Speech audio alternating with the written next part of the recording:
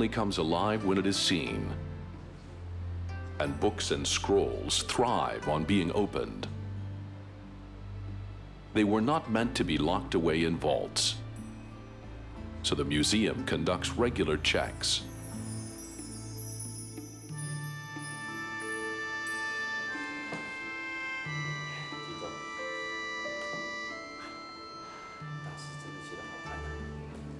As an emperor who loved the arts, Qianlong was not only entitled to make a commentary on any art he saw, he was the ultimate arbiter, and his commentary was the validation a piece of art needed to make it even more perfect, even more complete.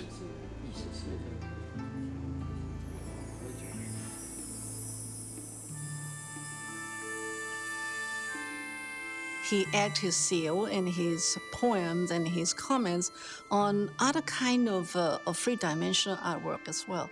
We see a lot of those on ceramics, on jade, and on ivory, and all kinds of material. But Qianlong's embellishments went further than his predecessors. After all, as the hands-on emperor, the artist and poet, he couldn't help himself. He would actually write on and add to fine paintings and calligraphy by ancient masters. He loved to edit books and would personally add to and correct them, often using the imperial vermilion ink.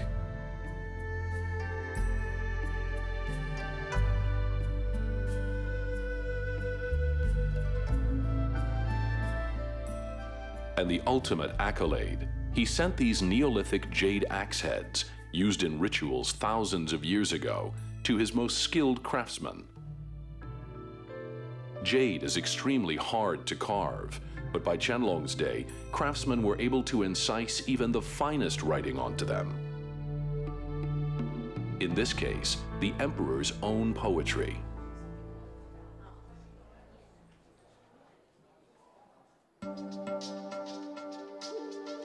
Nowadays, though, there are no emperors, and every piece is sacrosanct. Ideally, for their preservation, the artifacts would be locked away, far from harm. But exhibitions have to be mounted. Rare and priceless objects must go on display. People have to get as close to them as possible. Again, a controlled environment is the key. This is Mr. Shen. Every day, he sets out on a tour of the museum. But he's not admiring the artifacts. He's checking if they're in optimum conditions. And Taiwan's extremely humid climate poses the greatest challenge.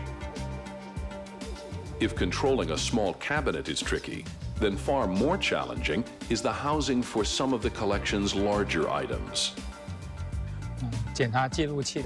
One of the first things we check is whether the temperature has dropped. If the temperature is unstable, it means the outside air is affecting it. For example, this big case is 5 meters tall. Because of that, it's easily affected. If the internal system fails, we must find a way to control it. We have to bring in air from outside. The nerve center for this operation, housed outside the museum itself. It's like the human heart, and the cold water is like blood for the system.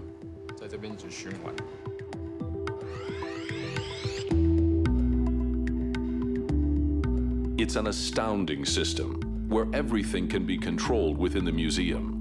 Sensors scattered throughout the building report back precise conditions to the control room in real time.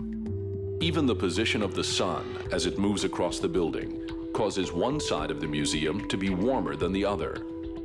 A crowded gallery is significantly warmer than an empty one, thanks to body temperature. Every part of the climate is rigorously controlled. The temperature of the cooler water flowing toward the museum cabinets, the speed of the pumps that regulate the flow, the rate of the turbines in the cooling towers that cool the recycled hot water again. It is controlled from floor to floor, room to room, case to case. So accurate is this system that 2 climates can be maintained in just 1 cabinet. An organic, humidity-loving ivory can be displayed next to hard bronzes that need dry air only.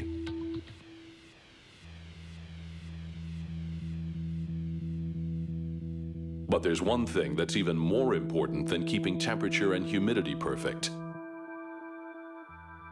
It's ensuring that the exhibits actually stay in the cases.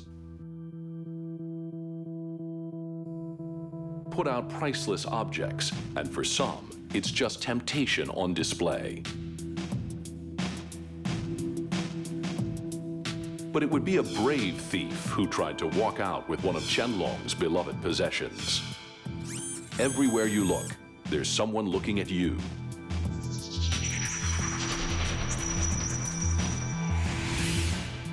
There is no part of the museum not under constant surveillance. It's an invisible wall of data. Every camera sends an impulse to this room, buried safe and deep in the hillside, where it is recorded to disk. Anyone casing the joint would soon be pinpointed by the watchers in the mountainside.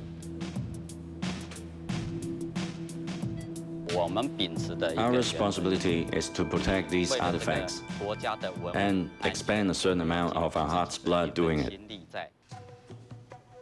The most sensitive areas, though, are the least frequented, the vaults where the treasures are stored.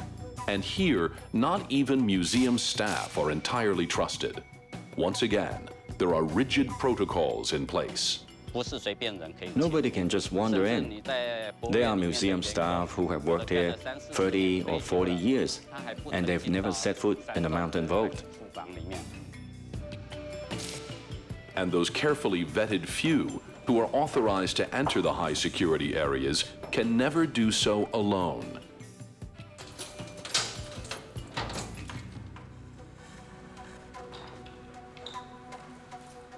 It's a system designed for maximum security.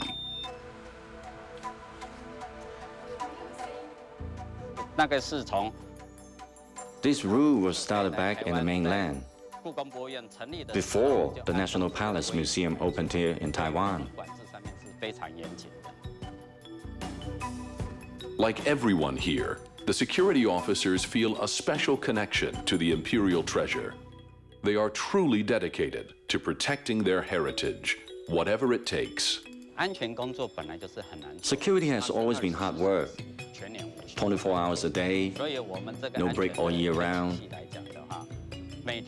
It's a watertight security system, protecting the artifacts.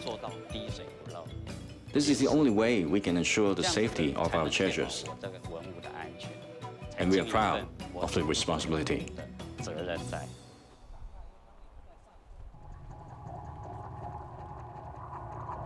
But what cannot be prevented are acts of God, earthquakes. Taiwan sits in the middle of a seismically very active zone, not the ideal environment for a collection of priceless, fragile objects. Most tremors are minor, and damage to the artifacts can be prevented by quite simple measures.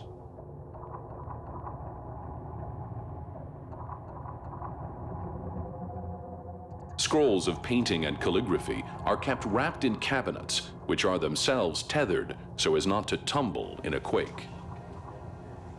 The objects most in danger are those on display, usually the most prized items. These are also discreetly anchored with almost invisible nylon line. It has all been carefully calculated so that none of these fragile objects can move.